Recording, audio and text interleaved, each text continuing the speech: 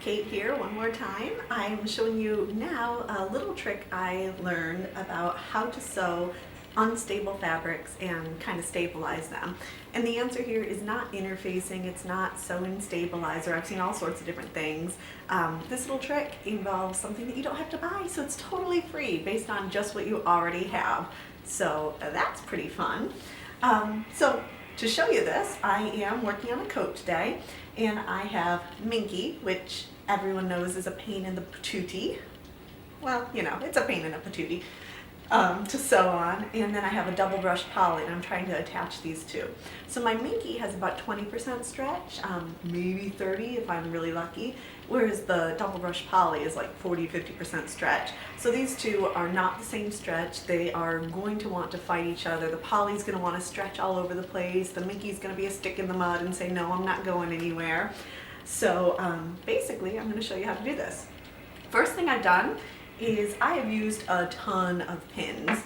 I have pinned this every like 2 inches, and up at the top I've pinned every like inch and a half, because I've got a collar sandwiched in between of them too, just to make my life even more fun. And the collar is interfaced, so that one's basically almost like a woven. It's not moving at all.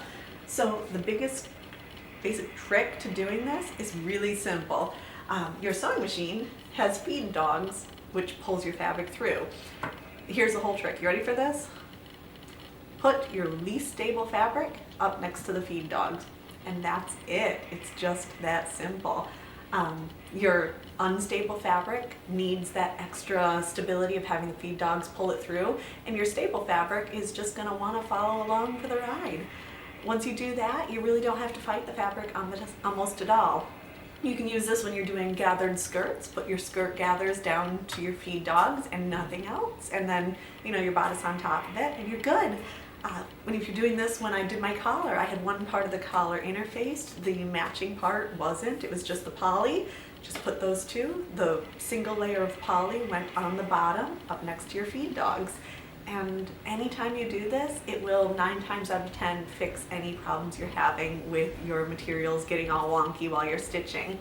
The other trick, and this one does cost money, sorry guys, not everything in the world is free, is a walking foot. My walking foot, it attaches right on there in place of my regular foot, and it puts feed dogs on the presser foot as well as your normal feed dogs on the machine. So that means the machine is pulling it through both the top fabric and the bottom fabric. It's just pulling them all at the same rate. So that makes things easier too. My walking foot almost never leaves my machine. The only time I take it off is if I need a specialty foot, like a zipper foot or a buttonhole or something like that. Other than that, I just always sew with my walking foot, because who doesn't like a little bit of extra stability? And one last tip, and this one's free, don't stretch your material, guys. Just let the material do what it's supposed to do. If you're having trouble with it stretching or getting out of place, it might just be you. I know, that's pretty cruel. It's not me, it's you. No, basically guys, just don't fight it. Let your material sew the way it needs to. Let your machine do what it's meant to do. Don't fight it. And put your unstable fabric on the bottom, and it's that simple. So I'll stitch this up just so you can see what I mean. I'll fast forward because it's going to be boring, but enjoy.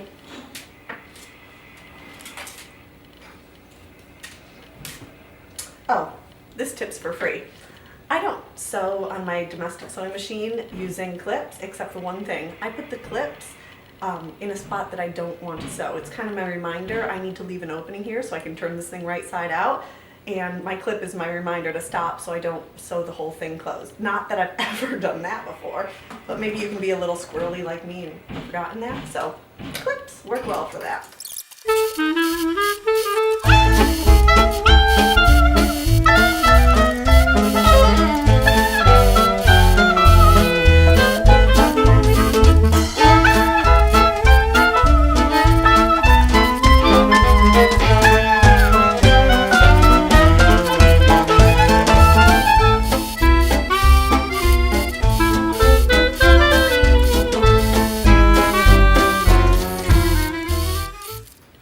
There you have it. I wound up right where I wanted to. No puckers, absolutely anywhere. And I didn't have to fight my fabric. You did see me moving it around a little bit. That's just because I had pleats and stuff that had to get out of the way. Big old pleats make some bulk and you gotta work with that. So I'm gonna run the edges through my serger just to clean up the edges and make everything lie flat and pretty when I top stitch it later. And that's it. So simplest trick, just put your unstable fabric at your feed dogs. And if you want to spend a little money, some of the best money you can spend is on a walking foot. That and good patterns. Doing any of this with a lousy pattern is exercise in futility. So spend the money, get good patterns, support some of the PDF designers that are out there that really do excellent jobs. And you're paying for their kids' schooling, their kids' braces. Small businesses support people rather than corporations. And I know I sound like a little bit of a hippie there, but it's true. So, do it. Thank you for all you can do. I enjoyed making this video and hope you all enjoyed it too. All right, bye.